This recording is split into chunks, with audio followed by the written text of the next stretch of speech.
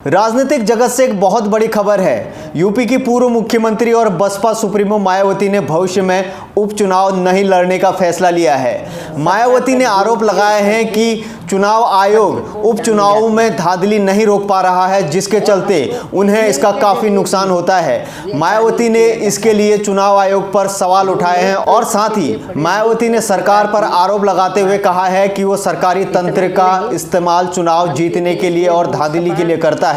मायावती के इस फैसले के बाद राजनीतिक जगत में हलचल मच गई है और राजनीतिक पंडित इसे भविष्य के लिए और चुनाव आयोग के लिए एक बड़े संघर्ष के तौर पर, एक बड़े तमाचे के तौर पर देख रहे हैं। राजनीतिक पंडितों का कहना है कि चुनाव आयोग को अब संज्ञान लेना चाहिए धांधली को लेकर, ईवीएम पर जो सवाल उठ रहे हैं उसको लेकर।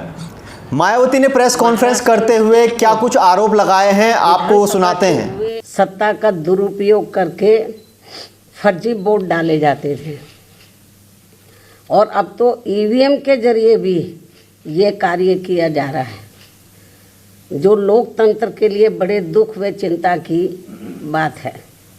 इतना ही नहीं बल्कि देश में लोकसभा व राज्यों में विधानसभा आम चुनाव के साथ साथ खासकर उपचुनावों में तो अब ये कार्य काफ़ी खुलकर किया जा रहा है और ये सब हमें हाल ही में हुए यूपी के उपचुनाव में काफ़ी कुछ देखने के लिए मिला है।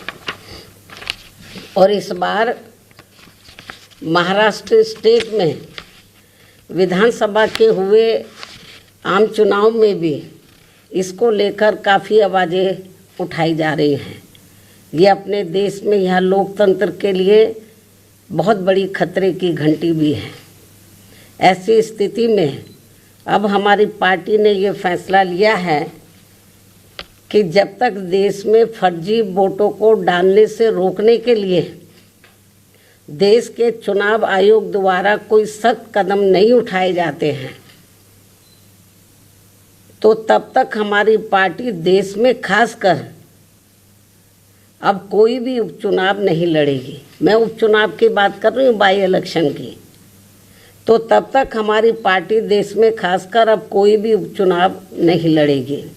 जबकि आम चुनाव में जब जनरल इलेक्शन होते हैं, जबकि आम चुनाव में इस मामले में थोड़ा बचाव जरूर हो जाता है, क्योंकि इनका अर्थात सरकारी मशीनरी का सत्ता परिवर्तन के डर की वजह से जब जनरल इलेक्शन होता है, जो पार्टी पावर में होती है, जरूरी नहीं है कि वो पार्टी पावर में फिर से लौट के आ जाए, दूसरी पार्टी भी आ सकती है।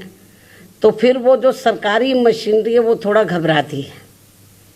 जबकि आम चुनाव में इस मामले में थोड़ा बचाव जरूर हो जाता है, क्योंकि इनका अर्थात सरकारी मशीनरी का सत्ता परिवर्तन के डर की वजह से आम चुनाव में इनका जनता पर कोई ज़्यादा दबाव या डर आदि नहीं होता है। तो सुना आपने मायावती ने क्या कुछ कहा। मायावती का ये निर्णय आपको कैसा लगता है और भविष्य के लिए, भारत की राजनीति के लिए, भारत के लोकतंत्र के लिए, इस देश में मायावती ने सबसे पहले आगे कदम रखते हुए एक ऐसा बड़ा निर्णय लिया है जो लोकतंत्र के भविष्य के लिए अच्छा माना जाता है। मायावती ने सबसे पहले आगे निकलते हुए इतना बड़ा निर्णय लेकर सबको चौंका दिया है। मायावती का ये कदम आपको कैसा लगा, आप कमेंट बॉक्स में हमें बता सकते हैं। बाकी देश और दुनिया की तमाम खबरों के लिए आप journalistindia.com और .in पर लॉगिन कर सकते हैं। साथ ही हमारे यूट्यूब, फेसबुक, इंस्टाग्राम, ट्विटर यानी X पर भी हमें फॉलो कर सकते हैं। तब तक के लिए हमें दें इजाज़त। नमस्कार।